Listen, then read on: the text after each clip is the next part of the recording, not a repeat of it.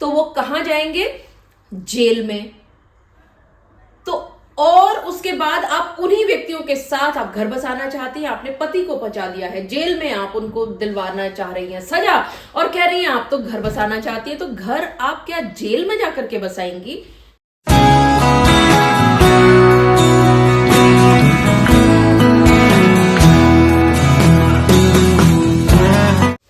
आप सभी ने अक्सर एक बात को महसूस किया होगा कि आपकी पत्नी ने 498 का केस किया और जब उनसे ये पूछा जाता है कि आप आगे फर्दर क्या कोर्स ऑफ एक्शन करना चाहती हो, यानी कि आगे क्या करना चाहती हो इस शादी जैसे पवित्र बंधन के साथ, तो उनका जवाब हमेशा यही होता है कि वो ये घर बसाना चाहती हैं क्योंकि उनके एक बच्चा या दो बच्चे उनके साथ जुड़े हुए हैं। लेकिन क्या यह संभव है कि एक तरफ 498 का केस किया गया हो जिसमें आप सजा दिलवाना मांग रही हैं कानून से, और इतना ही नहीं, आपने देवर जेठ नंदेऊ ससुर के ऊपर आपने 377 376 जैसे जघन्य आपराधिक धाराएं भी जुड़वा दी हैं और अब कहती हैं आप कि मुझे तो अपने पति के साथ ही रहना है, मुझे इस शादी को नहीं तोड़ना है, मैं अपने पति के साथ ही रहना चाहती हूं। आइए इस वीडियो में इन्हीं सब कॉन्ट्राडिक्टरी यानी विरोधाभास बातों पर चर्चा करते हैं।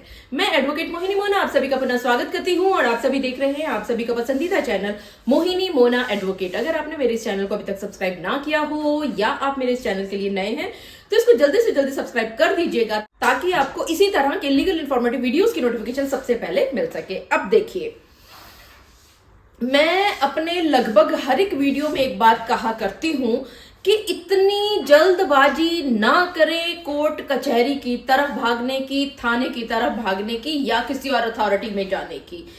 आपके घर में अगर किसी भी बात को लेकर के विवाद हो रहा है तो आप सबसे पहले कोशिश करें कि आपस में पति और पत्नी उसको सुलझाने की कोशिश करें।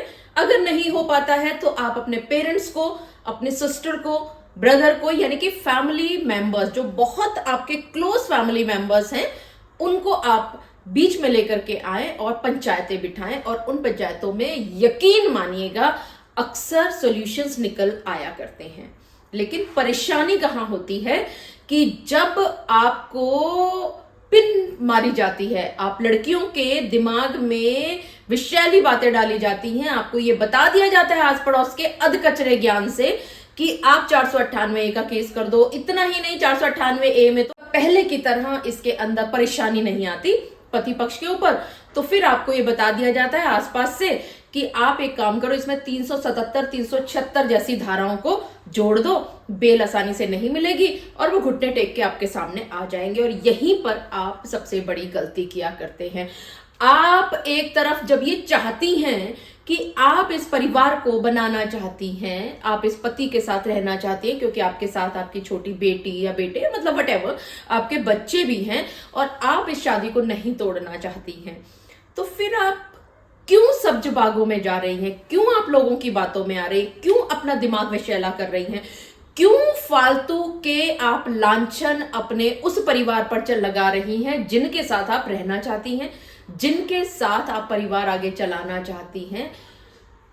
क्या यह संभव है कि एक तरफ तो आप ये कहें कि इन्होंने गलती की है, 376 377 498 406 इत्यादि आपने लगा दिए, यानी आपने बहुत सारी बातें बता दी कैसे कैसे कैसे आपके ससुर ने, आपके जेठ ने, आपके नंद ने, आपके देवर ने, किस तरह से इन लोगों ने आपके साथ हैरेसमेंट की है, सेक्सुअल हैरेसमेंट भी इसमें शामिल है, अननेचुरल सेक्स की धाराएं भी आपने इसमें जोड़ दी हैं।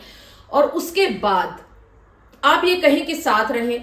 अगर आपने ये धाराएं जोड़ी हैं तो इसका मतलब ये हुआ कि आप कानून के सामने गुहार लगा रही हैं कि इन व्यक्तियों को सजा दिलवाई जाए जो इन्होंने अपराध किए हैं।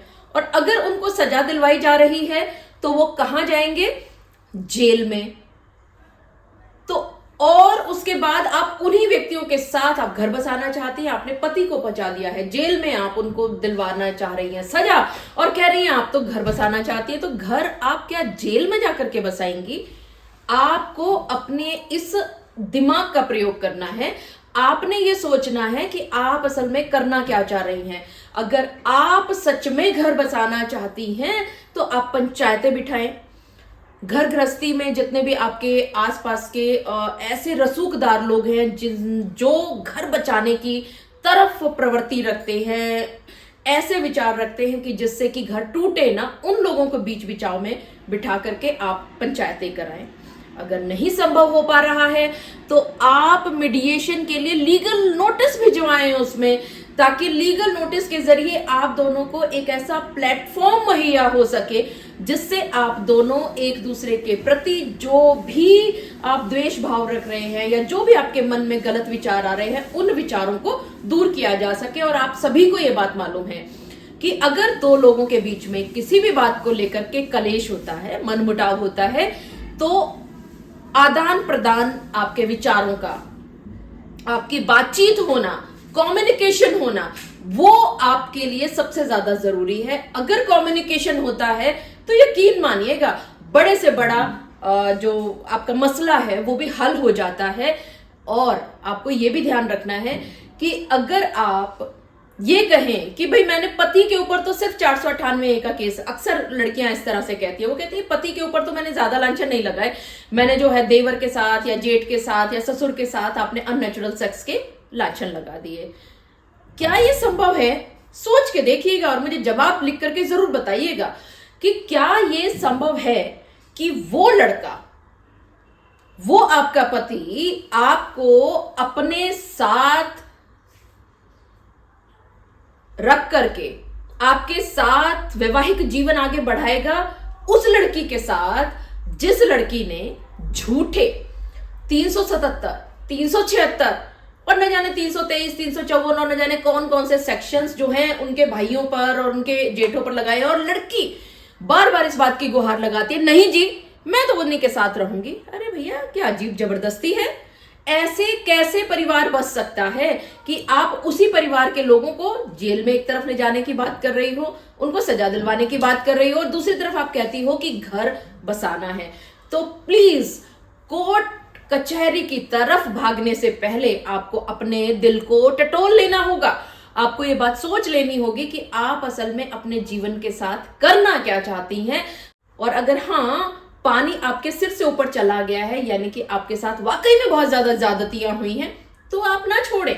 ससुराल पक्ष को आप जरूर सजा दिलवाएं, जरूर केसेस फाइल करें और पीछे ना हटें, पीछे कदम ना करें, बल्कि आप हमेशा निडरता से सामना करें हर एक चीज का। और हम सभी आपके साथ हैं, लेकिन गलत केस अगर आप करती हैं तो आप ये बात मान करके चलिएगा कि अगर आपने फालतू के लांछन लगा दिए, झूठे लांछन लगा दिए, 377, 376, 354, 323, 341, 506, 498 इत्यादि इत्यादि, ना जाने कितनी सारी धाराओं में आपने FIR दर्ज कर दी है।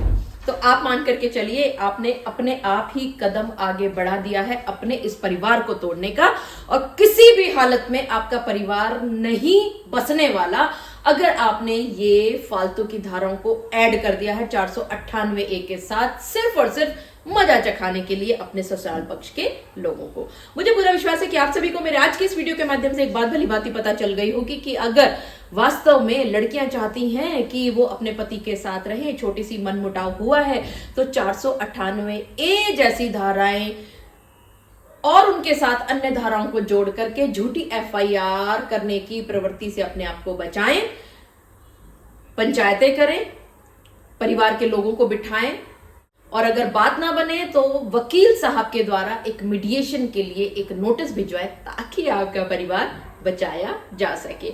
मुझे पूरा विश्वास है कि आप सभी को मेरा आज का वीडियो भी बहुत अच्छा लगा होगा। अगर आपको मेरा आज का वीडियो भी अच्छा लगा तो इसको लाइक, शेयर और कमेंट करना ना भूलिएगा। और हाँ, अगर आप मेरे चैनल के लिए नए हैं तो इसको जल्दी से जल्दी सब्सक्राइब कर दीजिएगा ताकि आपको इसी तरह के लीगल इन्फॉर्मेटिव वीडियोस की नोटिफिकेशन सबसे पहले मिल सके। अपना और अपने परिवार का बहुत अच्छी तरह से ध्यान रखिएगा। Thank you, take care, bye bye.